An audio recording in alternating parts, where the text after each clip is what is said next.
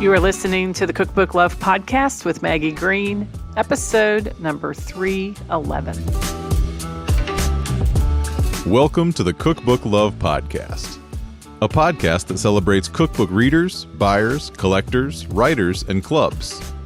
And now your host, cookbook author, culinary dietitian, and cookbook writing coach, Maggie Green.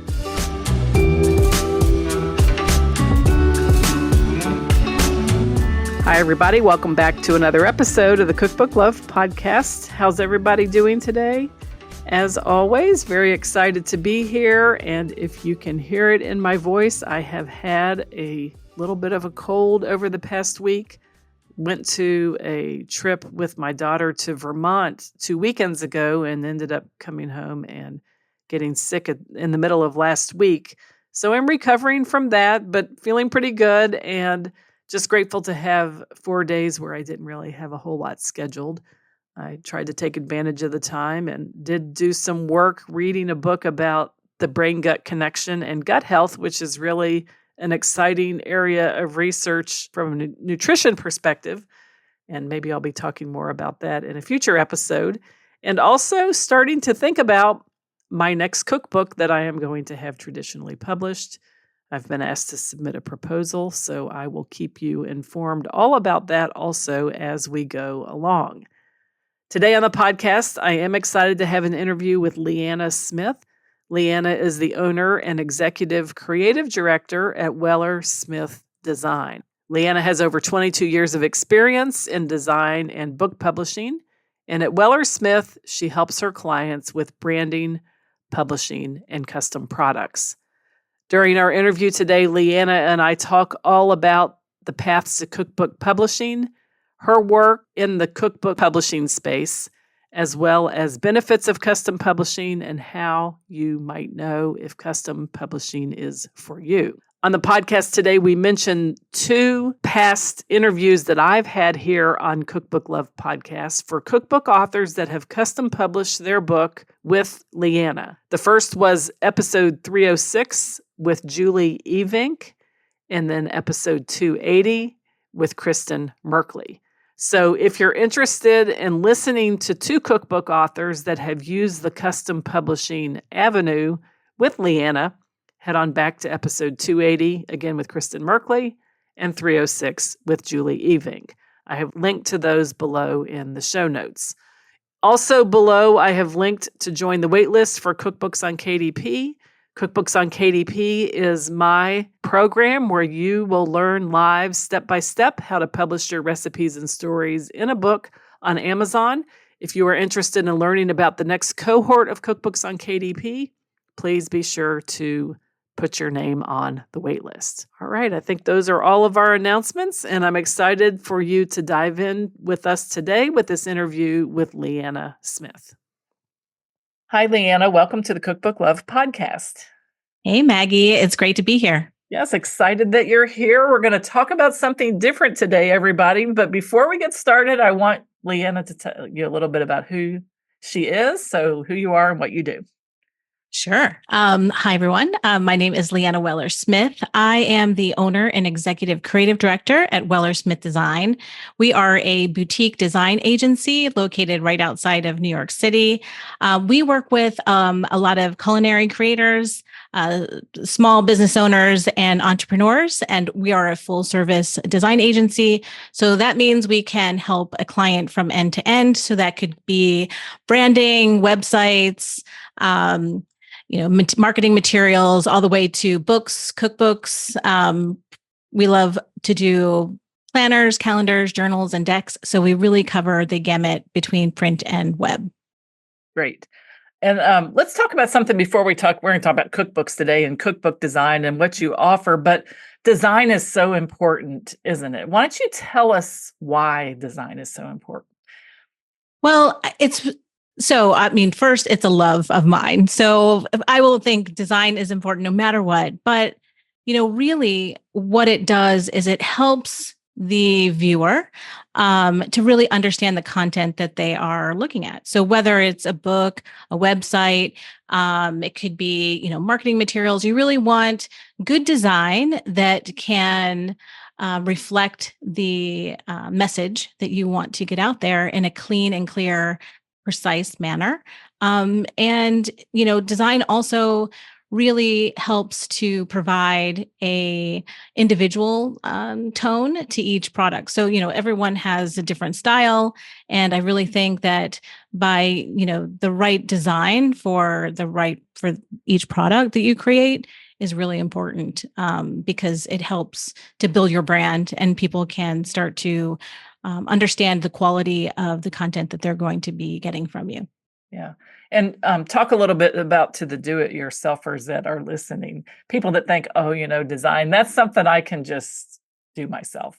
Yeah. With Canva, there's so many things available. I can do my own design. Why would you say we should invest in design services? So I have an interesting thought around DIY. So, we have a lot of clients that come to us, especially for their websites or their branding, and they're like, ready to take that next level and really invest in the design.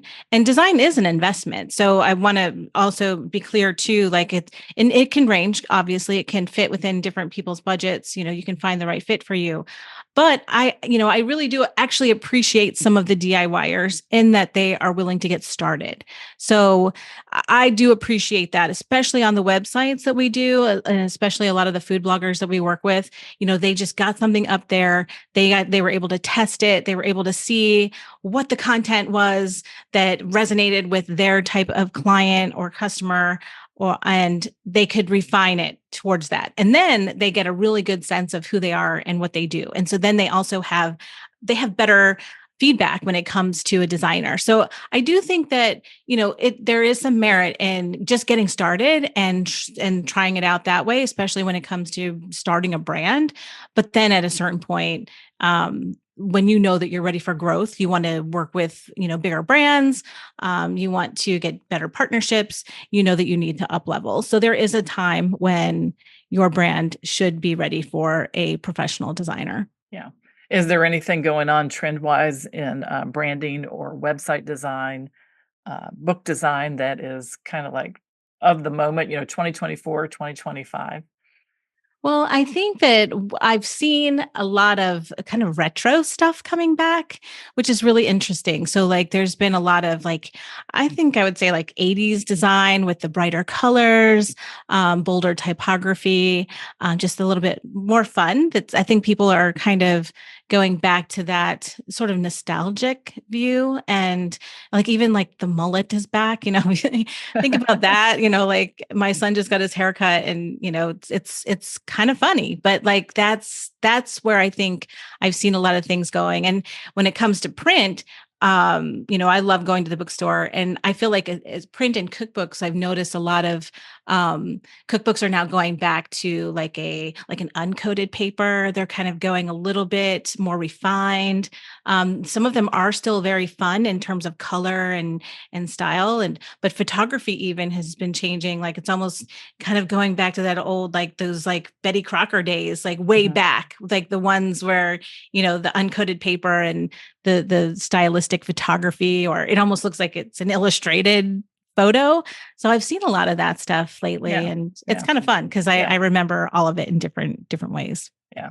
Being a Kentucky girl, I know for a fact we have a mullet contest here in Kentucky, and there's a radio show I listen to it's a podcast, but it's a podcast of a live radio show that happens every day when I cook dinner. And they just talked to the guy who won the mullet contest. I mean, they were just gaga, over his hair and how long it was. And he says his wife actually helps him, condition it and take care of it. So, I mean, his mullet is a big deal. And I think that it's fascinating that he, all the things that he was doing to actually care for it. So he's going to fit right in with all the nostalgia and the throwback. But, the 80s are 40 years ago. Mm-hmm. I know, but I remember it like it was yesterday. And that, right. So there it is. What I think when you think about, there was a time everything was very minimal, really clean lines and not a lot of color. And it is more fun, bright colors, bold typography. Yeah. a little bit of nostalgia. And of course, that certainly fits right in with topics that people are cooking and food. Um, Everything old is new again. So that's neat. So let's talk about we're here obviously talk about books and book design and the things that you offer for cookbook design. But I think the way we ought to enter this conversation is just with you giving us a reminder, a short course in the main three avenues for cookbook publishing. So why don't we start with self-publishing? What does that mean to you if someone says that they're going to, or they have, or they want to self-publish their book?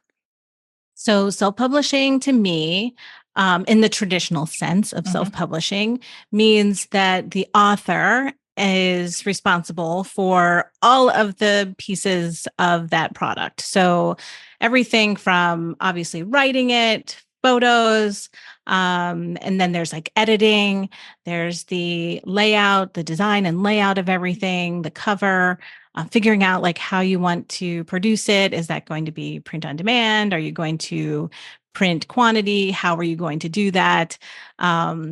And also they're responsible for that product from end to end. All the decisions 100% are theirs.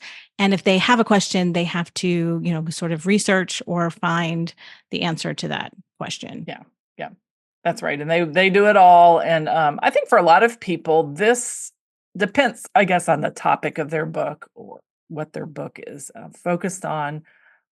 Family cookbooks, certain types of stories about individuals, maybe that doesn't have a large commercial or marketing appeal. Um, Definitely something that self-published authors can dig their teeth into. I think KDP makes things easier than it used to be. Of course, Canva makes things easier. Buying templates for interiors for cookbooks makes it easier. I think personally, self-publishing has changed a lot, even over the past 5 to 7 years, in terms of the Absolutely. tools that we have access to. So it's definitely a path that someone can easily, take on if they're interested in doing all those things. I think the photos is a big thing though. But I have someone that I knew and worked with that used an iPhone, I think 14, took some excellent photos because they were high enough resolution that she was able to use them in a self-published book. So that is the other part of this that I think has even become more within reach, no pun intended, is the way that the cameras on our phones are allowing us to do photography. Oh, absolutely. I know someone that he took all of his photos on his phone, and it was funny when I was interviewing him, and I was getting to that point of saying, so who did your photos? And he told me that he did all of them, and he did them all on his phone, and I was very impressed because you really cannot tell at Mhm, all. They're mhm, they're beautiful. mhm. So he did a Yeah, great job. yeah, yeah. All right, so that's self-publishing. Let's talk Yeah. next about traditional publishing. Yes. So traditional publishing is where you are being published through a publisher. And with that, they usually provide some sort of advance to, some sort of money that will help you during the time that you are writing your book. Now, that advance can be very different for every person.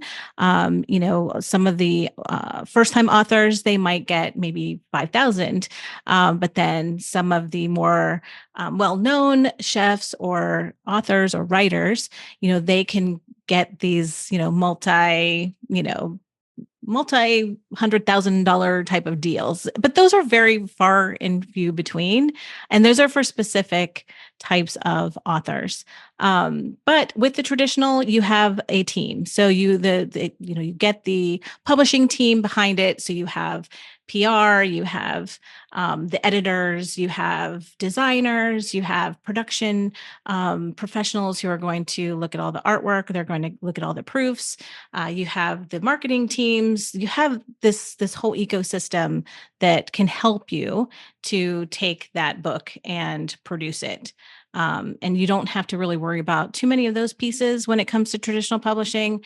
Although in this day and age, there's still so much that lands on the author for marketing and PR, things like that. Yeah. But the publisher will take care of all of those pieces There's some publishers that the photographer fees might have to come out of the author fees. It all depends on the the publisher, but they are going to help you. You don't have to worry about distribution. They're going to make sure that your book gets into certain stores. They're going to have a whole sales team. They're taking it to sales conferences, like all the fun stuff. Yep, that's right. And I think the difference in the size of someone's advance is really a number that they reach based on what I understand they do projections on book sales. Yeah. So if I'm an author and they think that I'm going to be able to help them sell a lot of books, chances are my advance is going to be, higher than someone who comes in with a great idea, a book they want to publish. Like you said, maybe a first-time author that doesn't have as much of leverage for selling books.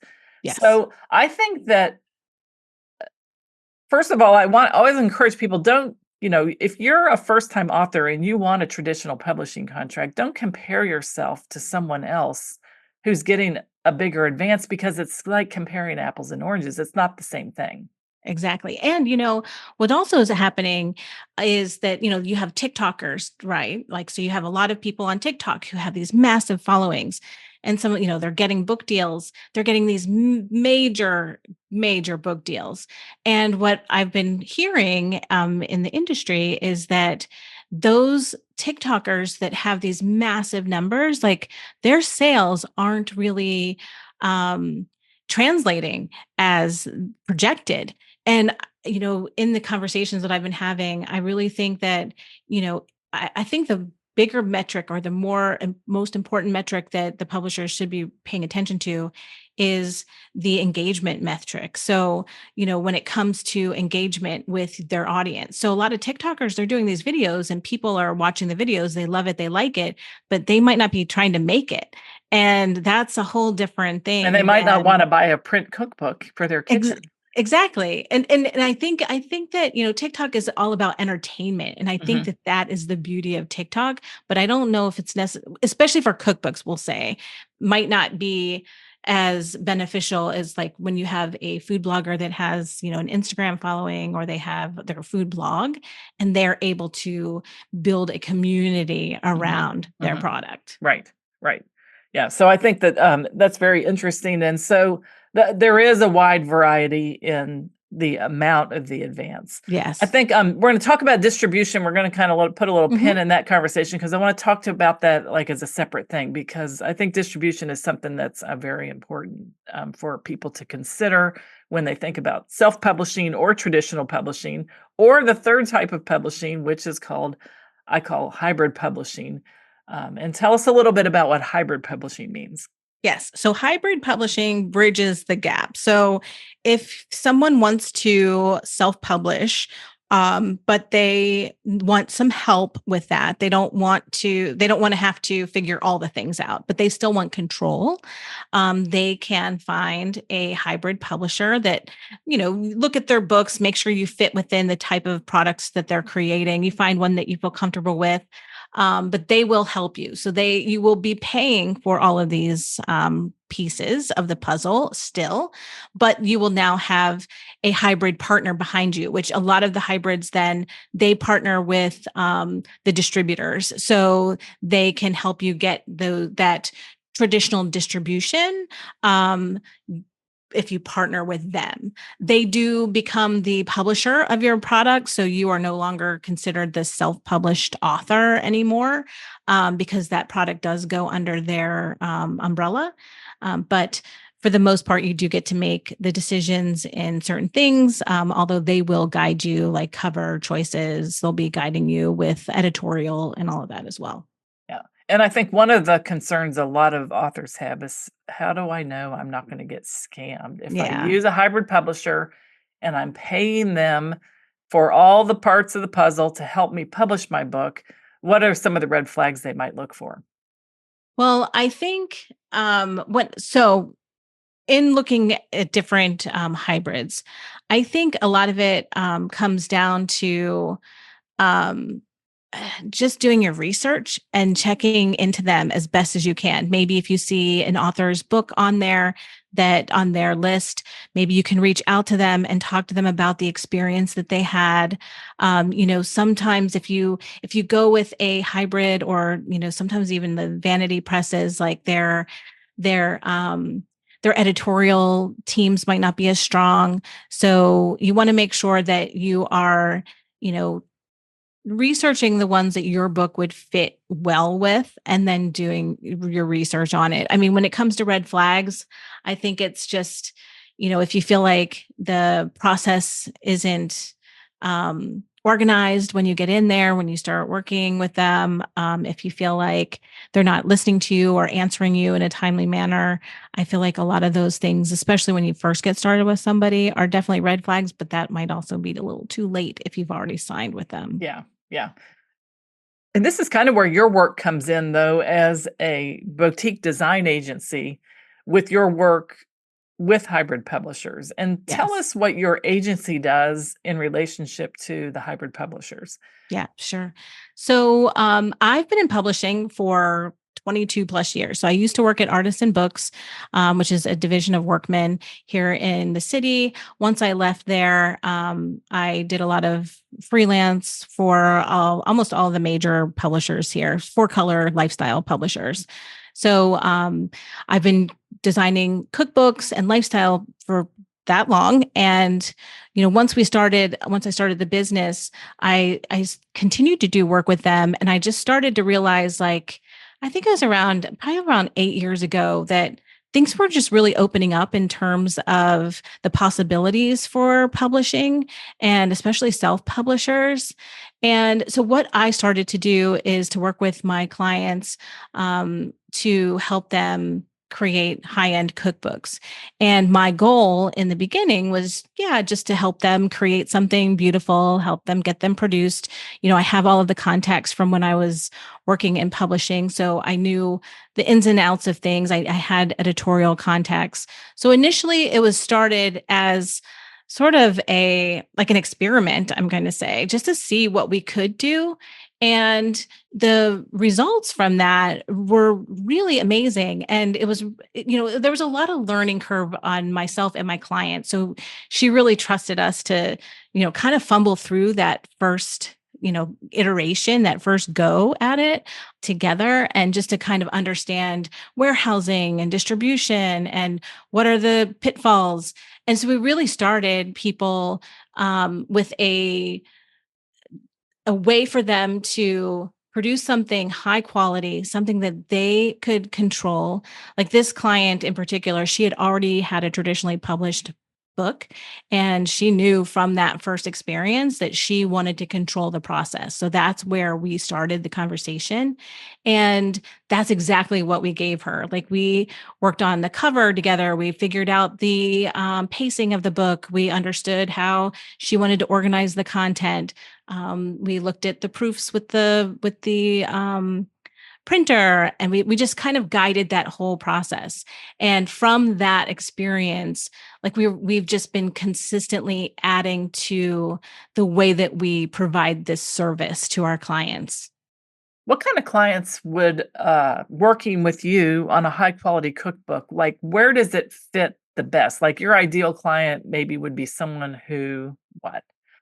Our ideal client are food content creators. So a lot of food bloggers, they are definitely an ideal client. I would say, chefs, restaurant owners that want to write a cookbook. I think that they are also really great, viable clients for us. It's just it entails a little bit more on their side. We have come to realize that our food blogging clients, they kind of have everything. So they've got the photography, they've got the content, they have the sort of like the bandwidth to do it. And they're also very type A, where they're very organized and they can just get through this type of process, especially if we put the plan in place, they can just, follow right along, which is great. Yeah. And a chef and a restaurant owner, while a custom cookbook for their establishment is a beautiful asset to add to their business, people can remember their restaurant, they can buy it there, they can it's a lot of work to take the recipes that they're doing in the restaurant and turn them into a recipe that can be done at home and have photography on top of that. So that's why for Exactly. food bloggers, because their stuff it's ready to Yeah. go. They're writing content. They Yes. understand what it means. They Yes. know what it means to have a tested recipe. Yes. They're really well versed in all of that. Right. Right. And one of your clients, Julie Evink, Hmm. was on the show several episodes ago, but she said that she was hesitant at first about writing the cookbook because she thought that, like, my people come to my blog, like, why might they be interested in my cookbook? And she literally runs her blog as it's her business. Yes. But she said that the cookbook was like the most amazing companion product to her because even people that read the blog all the time still love having this collection of all the recipes in this book. And it's been a great tool for her to have and to sell, and really good for her readers to be able to buy. Absolutely. Yeah. And I think too, like we have a client who's now doing her second cookbook. So it really is becoming this, like an additional revenue stream. Mhm. It's becoming this other way they can connect with their readers because look, if you're on their blog, you're not going to see all these recipes. And if they're curating their best of the best, Right. or like whatever, you're going Right. to find things in that cookbook that you didn't find online anyway. Correct. And it's a win-win on both sides. Yeah. Yeah, that's great. So I want to talk about distribution. No, I'm going to talk about first thing, high quality cookbooks. Mhm. What makes a cookbook, in your opinion, as a designer, high quality? There's several factors. So the first is the editorial. So while I would love to say it's all about design, it's not. So when we work with our clients, I have a editorial production manager on my team. Her name is Erin, and she really helps to guide our clients through that editorial side. So working with us at WSD, it's almost like working with your own publishing company because we have all of the pieces. So we have editorial from developmental edit, copy edit, proofreader, indexer. We have a cold reader, and Erin coordinates all of that with the client. So while we are asking the client what they prefer, since this is a self-published product, we're also guiding them into as well. We want to make sure that these recipes are written like a cookbook, because food blogging and a cookbook writing they're two totally different things. And so we want to make sure that all the recipes are consistent. We make sure that the content has quality details to it in terms of how it's formatted on the page, but then also the storyline too. Like there's a lot of times that, we're like, okay, what would you like to have in your front matter? And they're like, front matter? Like I have to write an introduction. I don't know. I'm just going to put about the author. But it's like, no, let's look at your audience. Let's look at what you're teaching them. What are you telling them every day on your blog?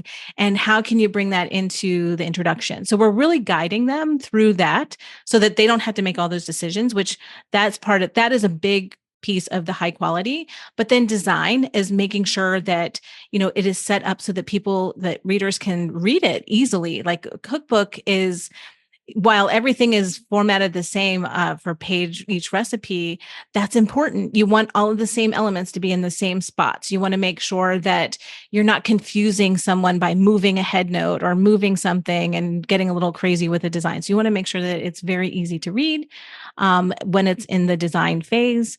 And then when it comes to production quality, it's really creating a book that you cannot tell the difference between a self-published product and a traditionally published product. So when it comes to those final finishes, just making sure that the printing is high quality, that you have the right kind of binding, so it's not glued in and it feels like it's going to fall apart, things like that. So I think it kind of goes from all those three different pieces, which is the editorial, design, and the production.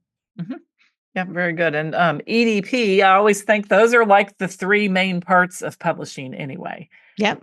As the author, we would write the book, we would have all the content, we would use a publisher for the editing of the book, the design, and the printing of the book. And those are the three things that do make a high quality book. And if you're going to do a self-publishing project, You would always want to have some editorial work done, creating, having people proofread it, having people developmental edit, index, all those things, design, obviously, something that's very important, and then how the printing is going to go in terms of if it's print on demand or if you're going to do an offset printer. So it's really the same types of questions, I think, no matter which three of the publishing routes you choose, self, traditional, or hybrid.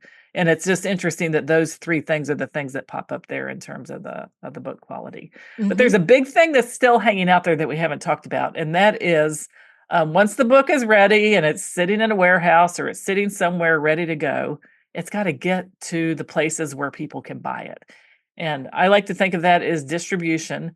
In self-publishing, let's go through all the different avenues. In self-publishing, how does a self-published author distribute their books?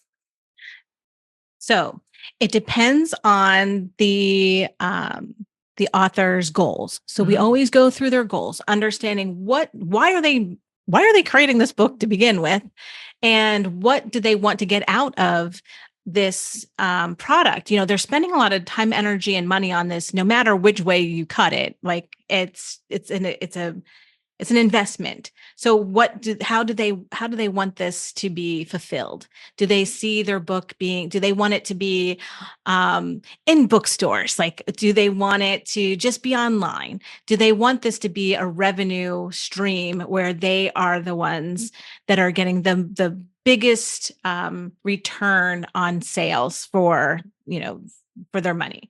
And so we ask that question, where do they fall within that lines? And we have three different sort of paths that we can take them on. So if somebody comes to us and says, I really want to just sell this on my website, and I want it to just be, I want a warehouse that's nearby so I could go there if I needed to. Well, we help them find the right solution for that. And then they have to, get that set up with the warehouse, and then they get their website linked up to it for sales. That's where they make the most money. And does the warehouse in that instance do the fulfillment of the order? Like Yes. If someone places an order through my website, they buy my book, the warehouse will fulfill the order. Yeah, they're package gonna it and ship it out. Yep, they'll do the warehousing, distribution, and fulfillment. So they will do all three pieces. Okay. And a lot of those WPL kind of companies, I think that's what they're called, or 3PL or something like that.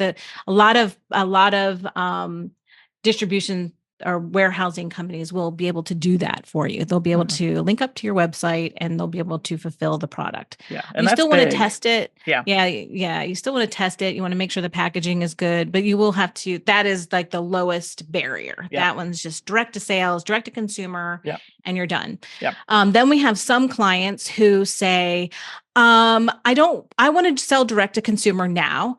But in the future, I'd love the opportunity to get onto Amazon or wide online distribution. So like BarnesandNoble.com, Costco.com, all of that. And so we have a warehouse that we use that they can fill that gap. So basically, they can sign up and just start with direct to consumer sales. And then that warehouse will just, fulfill and distribute those books to your direct to consumer sales. But then in the future, if you wanted to just get on Amazon, they could help you get your listing on Amazon. If you wanted to work with Ingram and get wide distribution, they can also help with that, because this warehouse that we put some of our clients with, it is specifically a book distributor. They don't distribute anything else. They just do books and workbooks, and they work with Ingram and a few of the other distributors. Yeah. So that's like midline, and they take a percentage of sales. So they take like 15% of your, I think, net profit of each sale. And that's how they make their money. And then we have the third route, which is the hybrid. So we've worked with a few different hybrids, and it's about placing the client with the right hybrid for them.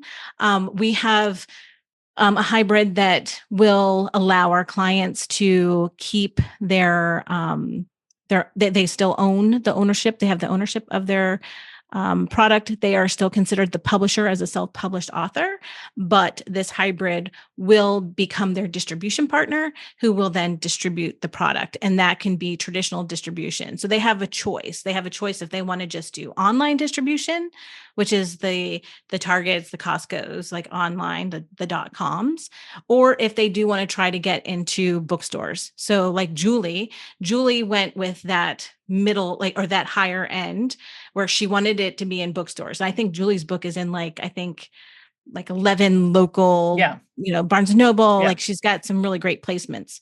And she would do that around her town or where she lived. Is she from Minnesota? And that her distribution then is regional because she's there. Yes. And she could be doing signings, or she could be going and doing events. And then her books are available in the stores around where she lives. Yeah. And some of the books that we've placed with this hybrid, like there's some that are in my local Barnes and Noble, which I'm in New York, and they're not in New York. So we've had good success with that. And they have a different pay model, but they have their own distribution. So they're not going through an Ingram. So they are able to act as a true distribution partner, meaning they're not becoming the publisher of that product. So that gives our clients, they are able to keep that ownership over the book, which I think is very different. It's something that we've been able to work with. And like, I've talked to so many people, and it's been hard to kind of break through the barriers of publishing because everything is kind of very opaque, and it's hard to kind of dig your way through. But we found a couple that have really worked well with us. And then there's other clients who maybe that partner wasn't the right one exactly. So we went with, another type of hybrid, but there's different, it's a different type of relationship where they they become the publisher at that point. And then there's a different, I think, royalty model on that side. Mm-hmm. Is the biggest difference then between the broader distribution number 2 and then the hybrid publishing partner number 3, the physical bookstores? It is, yes, the physical bookstores. That's the biggest difference. That is the biggest difference. Yeah. Okay. Yeah. And but the physical bookstores are not always done through Ingram. Is that right? So the physical bookstores are. I think it is still through Ingram. I think, but like the hybrid that we're working with, well, I guess they're not.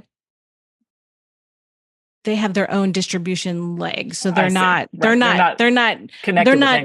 on the third party to which set is Ingram, them. Right. Exactly. And for people that are listening we're talking about Ingram. Ingram is like it's a part of the publishing industry that we as consumers or writers might not really see. Yeah. But they get the books to where they need to be. Yeah. And they have a self-publishing platform called Ingram Spark, which means if you publish your book on Ingram Spark, you do get the online distribution access through a true self-publishing project. Yes. Yeah. Anyway, so that's kind of but Ingram has always been a big partner in, obviously, book distribution. Back in the day, when I was working in traditional publishing also, I think Lord and there's a department store, and then there's a book distributor. Had Taylor in the word. Baker and Taylor. Baker and Taylor. I was going to say Lord and Taylor, but that's a department store. Yeah, and they were a competitor of Ingram, and then they closed. Yeah. And this is interesting in publishing how things like this have consolidated. Mm-hmm. But so I think for a self-publisher, then you need to think about, how you want to sell your book on your website. Have it on Amazon, have it in other online locations, like you said, barnesandnoble.com, Costco.com, or do you want to have physical books available for a bookstore? And I think also having physical access to your books and keeping a case or so in your house, or being able to order them when you need to, if you're going out to do local events, farmers market signings, women's clubs and talks. I mean, all kinds of reasons that you might want to get access to your books. You need to be sure that you can order them wholesale as well. I would suspect that most of these avenues allow that. I know in traditional publishing, I was allowed to do that at a discount, but I'm sure you make that available to people as well, so they can get their hands up on their own books. Oh, yes. Yeah. Yeah. All right. So then as a design agency, Yes. you explained about the high quality books. You explained about this. You explained about your your best ideal customer, food bloggers, people that have content kind of like ready to go and they want to package it in a new way. As a designer, what's been a really fun part of doing cookbooks for you? What do you enjoy the most? Well, I really enjoy working with these authors because they are so creative and they have, I mean, just to produce the amount of content that they do on a daily basis is it's so impressive to me. But I love their ideas. Like, I know that Lil Luna, Kristen Merkley, her cookbook. She came to the table with ideas. Like, she knew she wanted this to be a resource for home cooks. She wanted this to like she was very specific. She like, I could see this in Costco's. I can see this in, so it was for her placement and where she ended up for distribution. It was understanding those goals, understanding what she wanted, but working on that book with her was awesome because she from the get-go, she's like, I know I want to have all these different charts. I want people to have a visual representation. I want them to have different tags. And since I design food blogs as well, I'm very well versed in how these websites are created. So it was a lot of fun to kind of bridge the gap between her digital online presence and her cookbook. Like, the cookbook really became like an extension of her brand. Yeah. And I think that is the funnest part for me, is working with the clients, understanding their vision, their goals. Like, if they've been thinking about this for a long time, some of them are coming to us with already like samples or clippings or just pictures and photos of books that they loved and little accents in there that they loved. And so to me, it's that collaborative effort between my team and them. And I just love being able to help them to produce this product. Like, when we get the proofs, I am just as excited as when they get the proofs. Like, when I get my advanced copies, it's like I wrote the book. I feel amazing. So it's really fun on that side to see it going from this idea and this Word document to this beautiful printed product that once they start selling it, it's really fun to watch them do they're just so creative with how they market and how they share their process. So I love being part of it from the start to the finish. Yeah, and for both Julie and Kristen, who were food bloggers and have big business type food blogs, to me, this was the perfect publishing avenue for them as opposed to traditional publishing. Yeah. Yeah. I mean, They could have pitched a traditional publisher, and a lot of food bloggers might do that. But I still think that for Kristen, with her design, like what she knew what she wanted this book to look like. And I'm going to link to her interview. We had her on the show. Yes. So you can hear her talk about the things that she wanted in the book and how she studied what she wanted to have the features of this book look like. She might not have had that much control in a traditional publishing environment. Absolutely. Right. Yeah. And what's also interesting too is, like, when it comes to cookbook sales, we'll say, so when it comes to traditional sales, I was asking some of my colleagues, like, what makes a cookbook be a great, like a good seller? Like, what constitutes a positive when you actually the publisher's these. like, gee, I'm really glad we published this book. It sold X number of copies. Yeah. And of course there's that are, hundreds of thousands of copies. Right. Those are great. Right. But let's talk about single author, it's generally around 3,000 copies that an author will sell. And from the data that I have of our clients, they're selling anywhere from 5 to 25,000 copies in the first, it could be 2 to 3 years. And some of them it's faster. We had one client who she sold 12,500 copies before the books even arrived to the States. So it's really interesting. It goes back to that community that you've built, and how excited you can get them to pre-order the book. I mean, if they pre-ordered 12,500 copies, and what this also means is then people think, well, but I don't want to pay for it.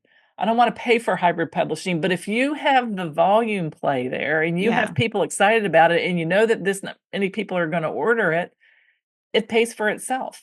Yeah. And a lot of these content creators, like we said earlier, they already have the content. So they don't have they don't have to have 90% new content like you would for a traditional publisher. Right. Like you can publish your best of the best and you're totally fine with that. And you can, if you already have your photos taken and they fit the specs, we can use them. Then you have photography that's already done. Your recipes are already done. Maybe you put in like maybe 10 to 12 that are not on the blog, that makes the cookbook a little special in its own way.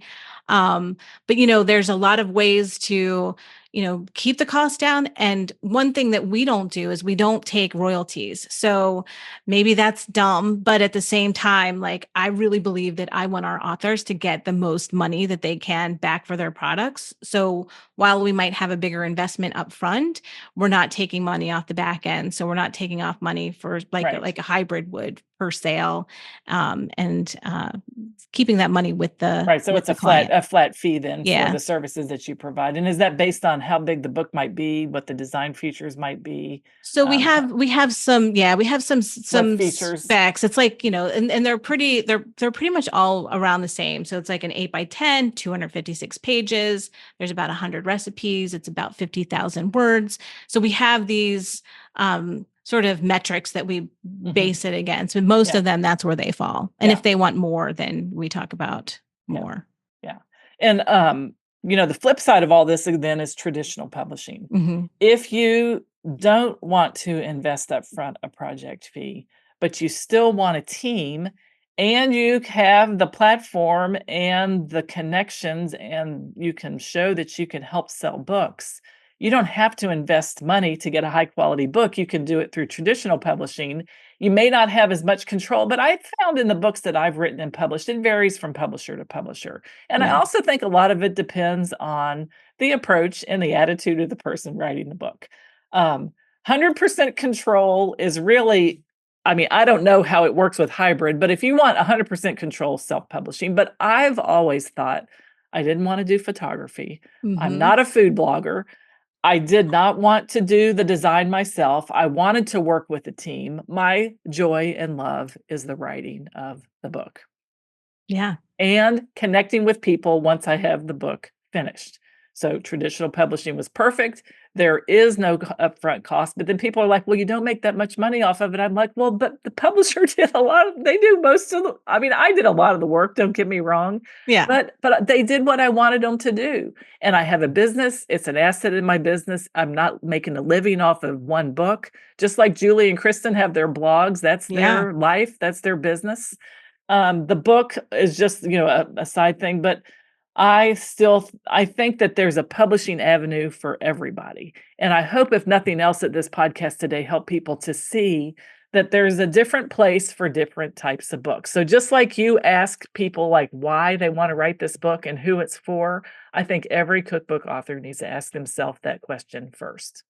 I agree. I agree. Doesn't matter what way you get published. No. Yeah. Right. And don't put income pressure on your book initially.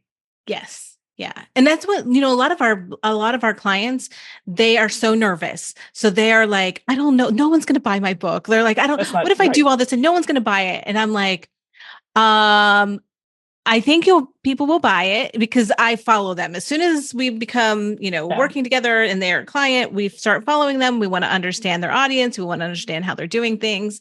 And, I'm like, well, what is the response when you say, I'm going to write a cookbook? And then how many people are responding and how many people, and they can always like start a wait list if you want. If you want to get that granular about it, start a little wait list so that who's opting in and you can get a gauge about maybe 80% will buy or something. You can try to figure that out. But people will buy your book who you've never even met too. Yeah. Newsflash.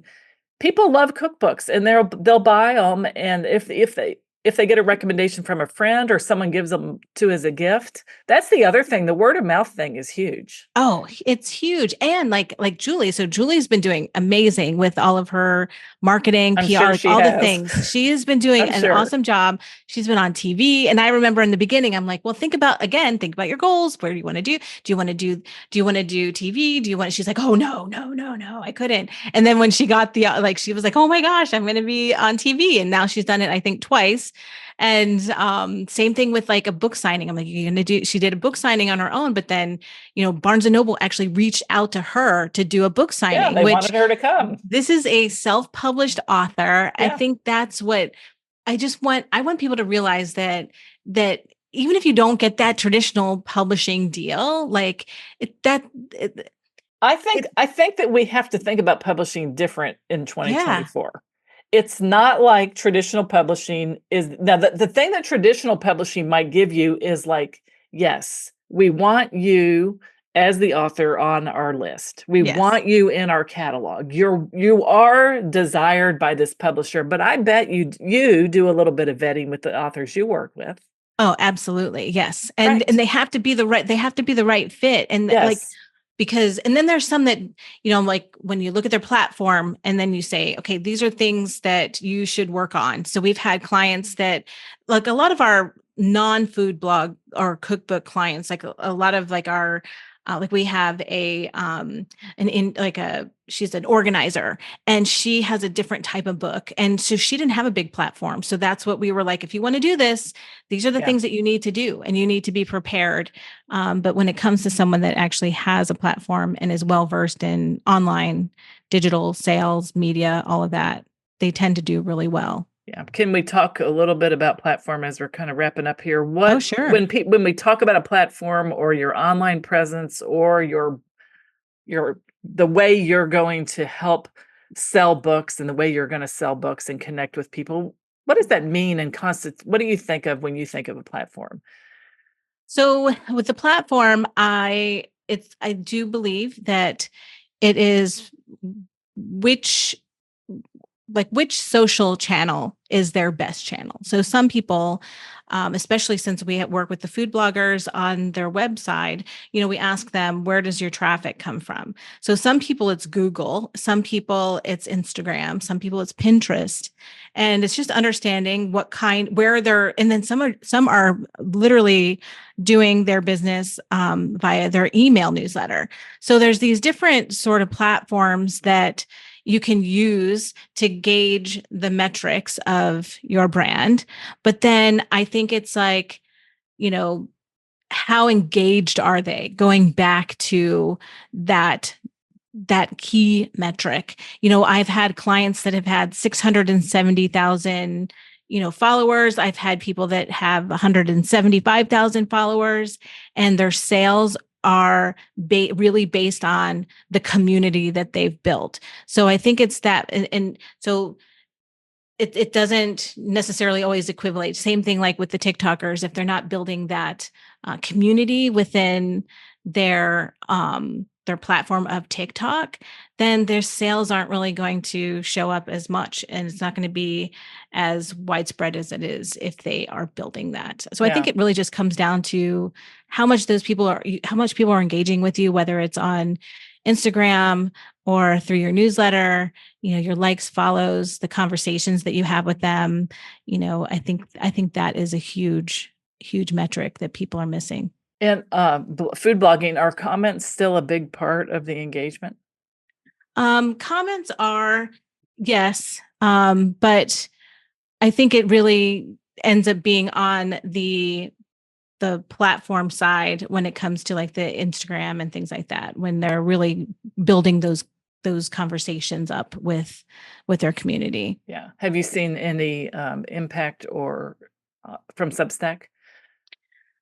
No, not really. Like with our clients, since they've been food bloggers for so long, to make that leap to Substack isn't the right thing for them. However, there's a lot of people who that's where they kind of started. So that is a great platform for some. Yeah, I think you make a good point. If you have something established and a URL that's established and you're showing up on Google Yeah. searches and that's already set up. Jumping to Substack does not make any sense. It's just kind of like, but I've heard of people doing it, and I mean, I don't know them, you know, personally to Right. ask them Right. the return on that, but that's a big commitment to move it over.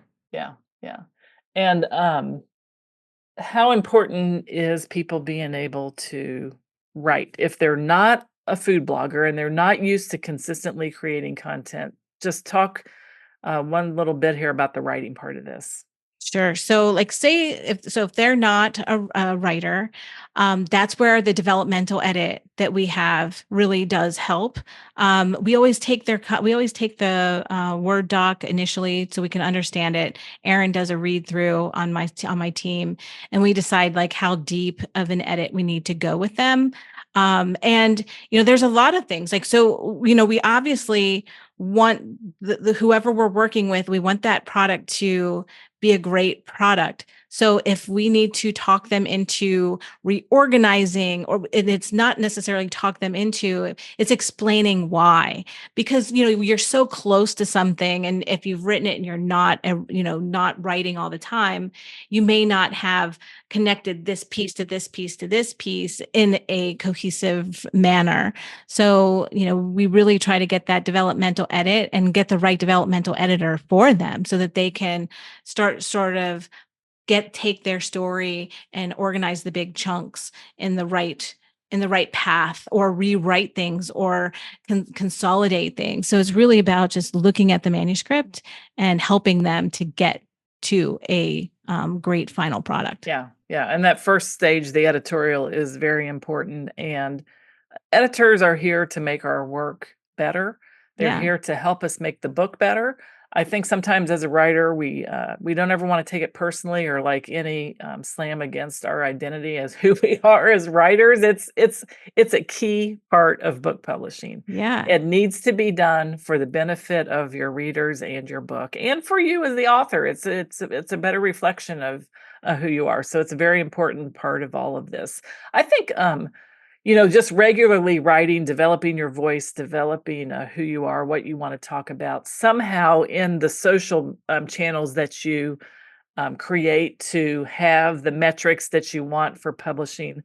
I always recommend to people, if you don't have a food blog, I would make that part of your work heavily lean on writing. Yes. Through an email newsletter or something, or Substack if you're starting, so that you can practice writing, and writing to an audience, and writing for a transformation or a change, if that's what you're trying to do, or to inspire people, or to help them, whatever you want their writing to do. It's a very important thing to be able to do.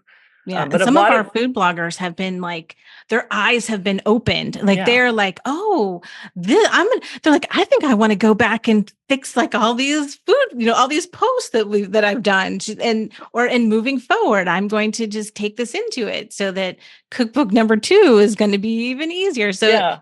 it's fun. It's fun to hear them get excited. Like I said, we Yeah. have a client that's on cookbook number 2, and it was just as fun the second time as it was the first. Yeah. So, And I think it's really sweet that they want, you talk about, writing the introduction and adding more content to the front matter that they wouldn't necessarily have on a blog, because it is more than just an about page. People oh, want to know about your book, why you want to write it, what the book is for, a little bit of a story behind it. So it is kind of sweet to add, and writing can really, it does that for readers, and it does that in cookbooks. And I think the food blogging cookbooks that do offer that hit the reading part of cookbooks that a lot of the listeners of this show love. A lot of people just love to read cookbooks. They like to read recipes, but they also like the written part of it that surrounds the recipe as well.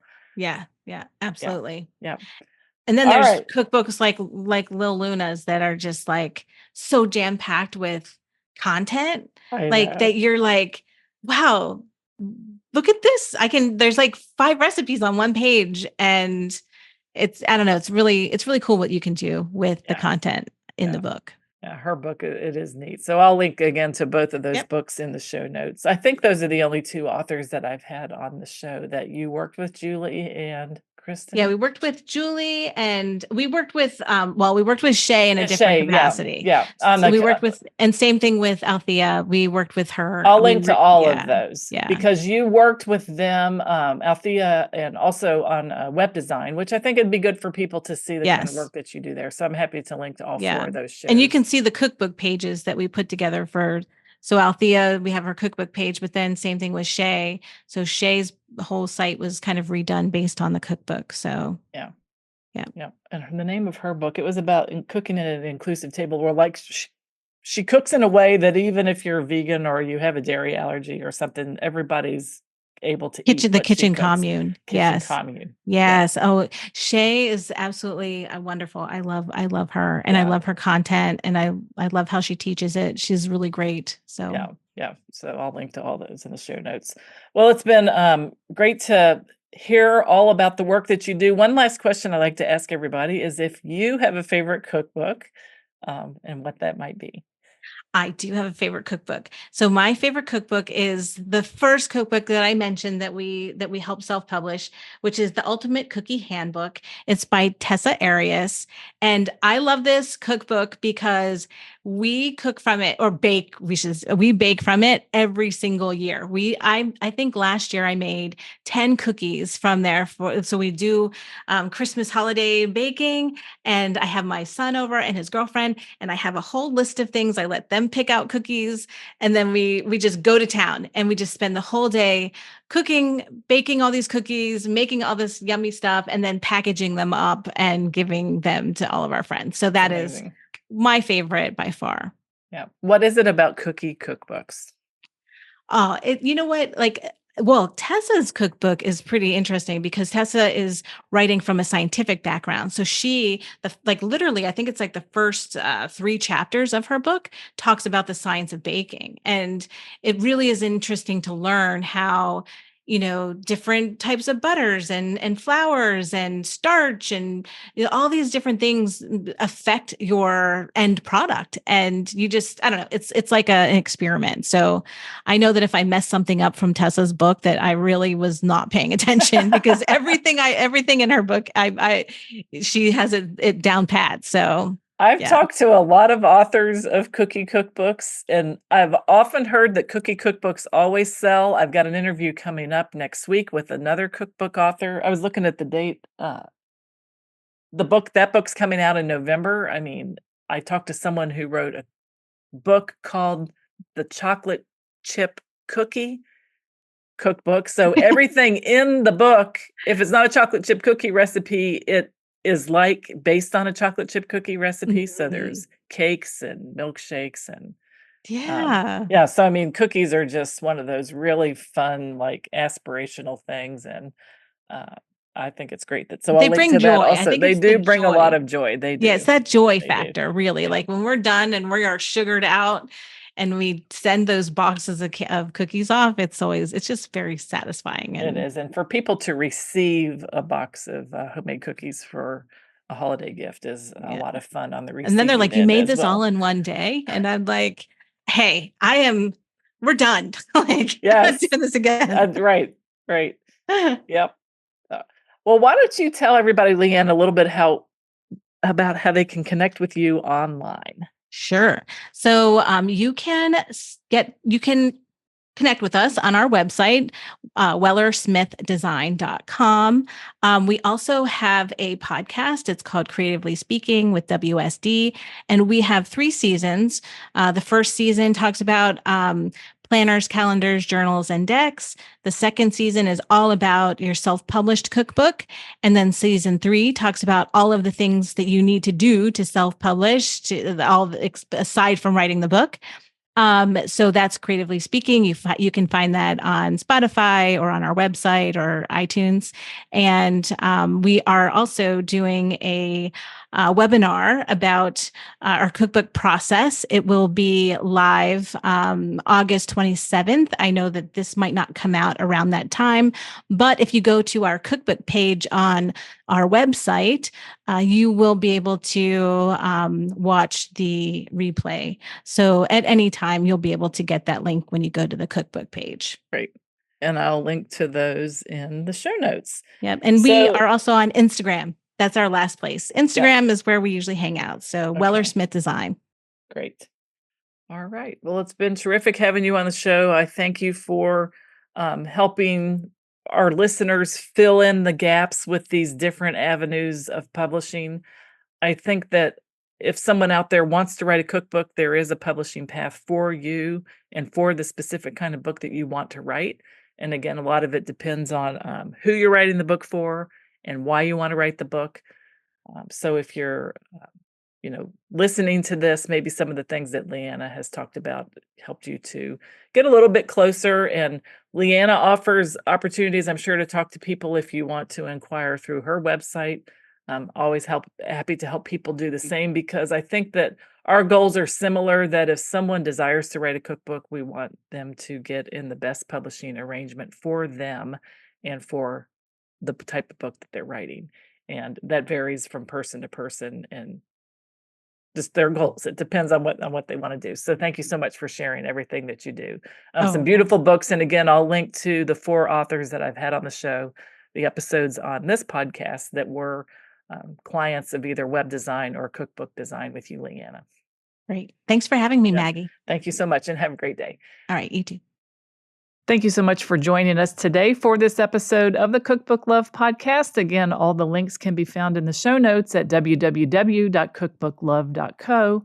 And if you are interested in writing a cookbook of your own, please check out the free cookbook writing masterclass called How to Get Paid to Write a Cookbook.